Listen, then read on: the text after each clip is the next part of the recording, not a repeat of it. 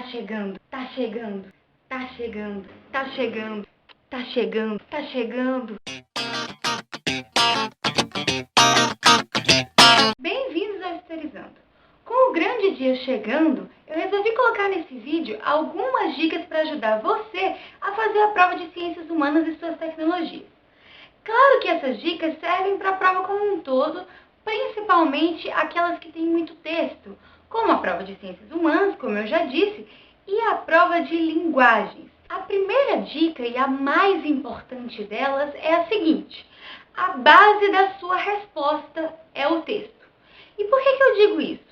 Algumas questões do Enem, elas não necessariamente trazem situações típicas que a gente vê na escola.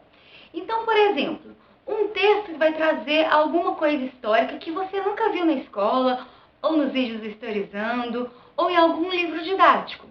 Porque a história é algo muito amplo e o Enem gosta de mostrar isso para você.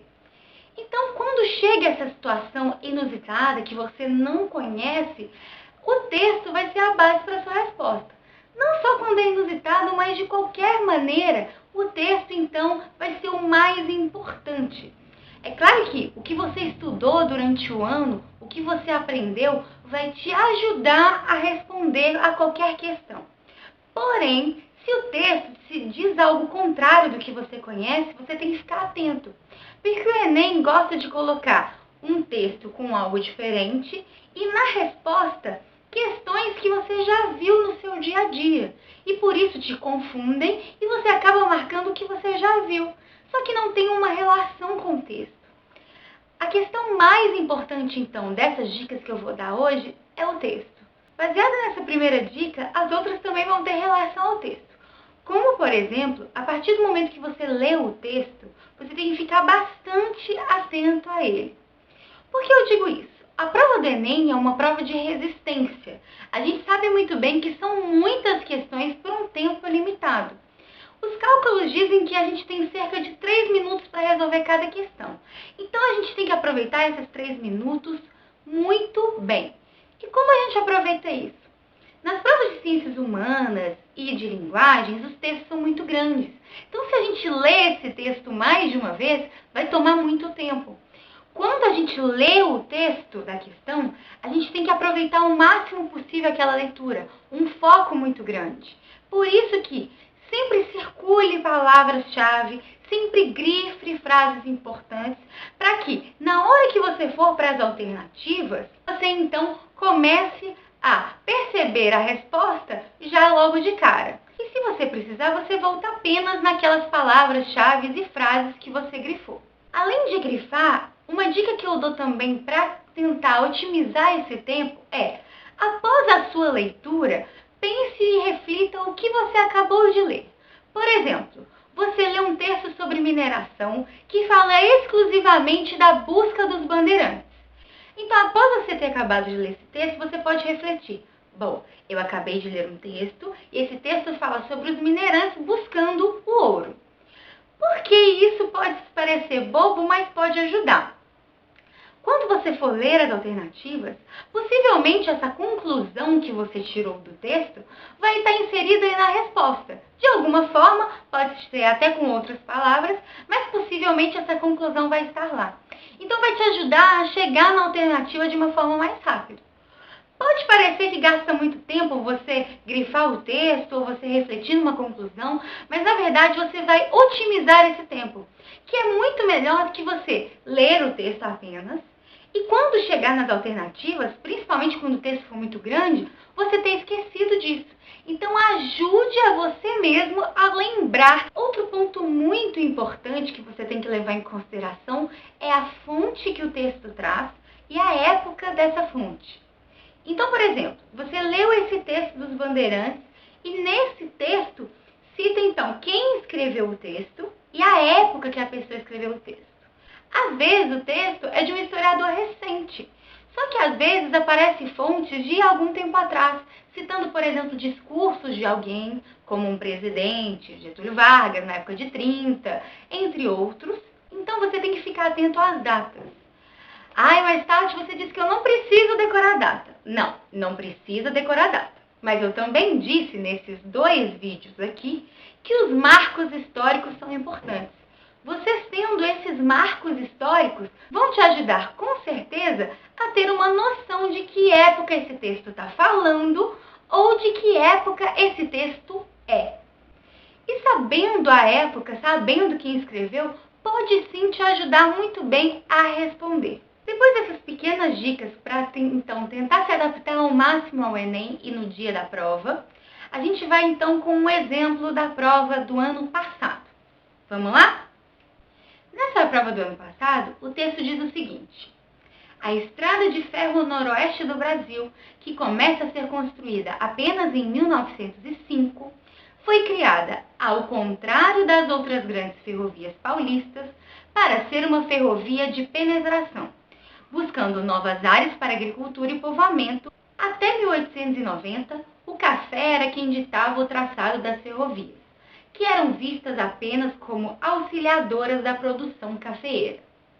Então tem um historiador que escreveu, o texto que ele escreveu e a época que ele escreveu, que foi em 2012. Então é um texto recente falando do passado. Antes de ir para a questão, pense então no que você acabou de ler. Você leu sobre uma estrada de ferro e que ela é diferente das outras estradas de ferro criadas nessa região.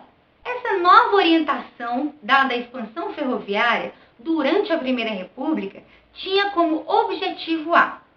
Outra dica muito importante é então focar no que ele está te pedindo. É sobre o texto que ele está te pedindo e sobre uma nova orientação. Então vamos às alternativas. Letra A. Articulação de polos produtores para exportação. A gente sabe muito bem que estradas de ferro podem sim auxiliar nessa questão. Porém, o texto fala sobre isso? Sempre reflita na alternativa se o texto me conta isso ou não. E no caso, não conta. Letra B. Criação de infraestrutura para atividade industrial. Bonito, né? Infraestrutura para atividade industrial. Mas será que realmente o texto me conta isso? Que eu saiba, não. Principalmente porque eu grifei as palavras mais importantes e as frases mais importantes. C. Integração de pequenas propriedades policultoras. Onde eu vejo a policultura instalada no texto? Eu vejo em algum lugar? Não, não vejo. Letra D. Valorização de regiões de baixa densidade demográfica. Opa!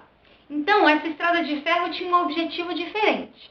E observe a frase que diz: foi criada ao contrário das outras grandes ferrovias paulistas para ser uma ferrovia de penetração, buscando novas áreas para agricultura e povoamento. Então, se é diferente e se é para penetração, se é para entrada então e circulação de pessoas, eu posso falar que é valorização de regiões de baixa densidade demográfica?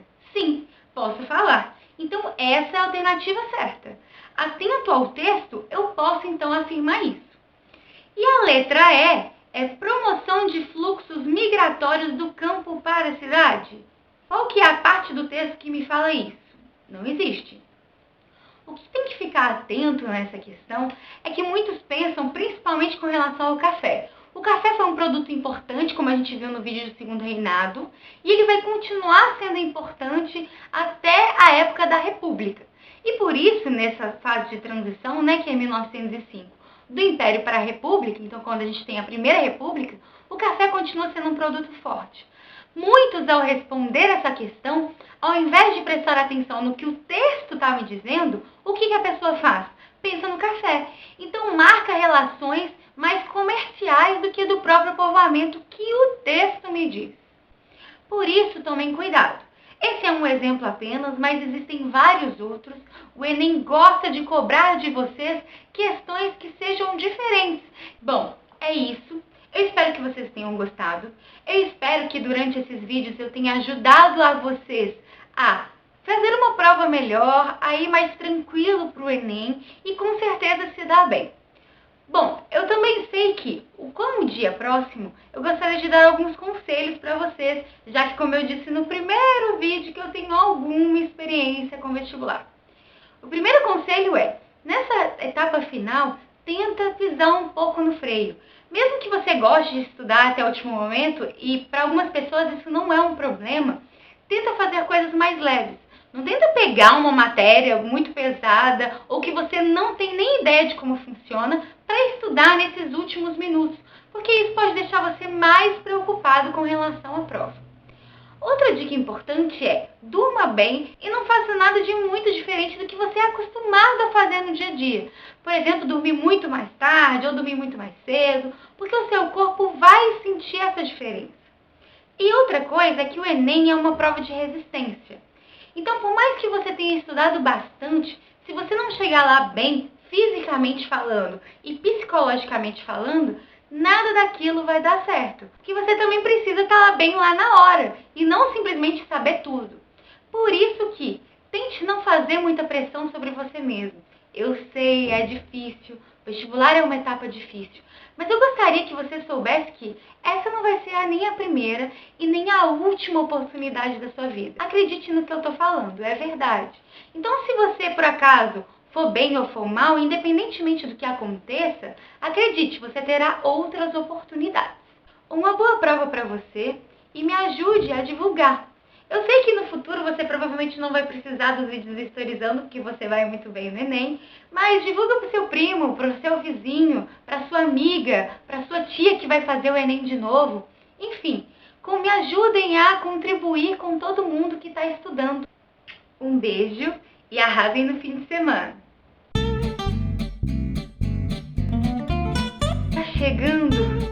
Tá chegando.